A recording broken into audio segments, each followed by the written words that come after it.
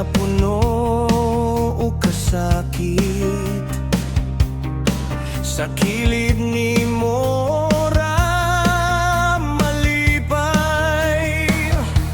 Dagang higayon nga ako nahadlok apan sa imong tapa, di sukubuot dili mahadlok bisag unsa pang umaabot. Salamat kay ani aka sa matag gutlo, sa matag higayon. Bisag way klaro, bisan way kasiguruhan, basta kuyog di ka, kontento na ang dughan.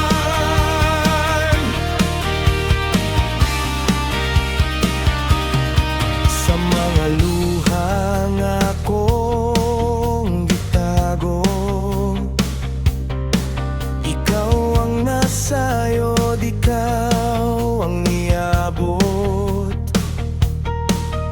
Gitabunan man sa panganod ang langit, sa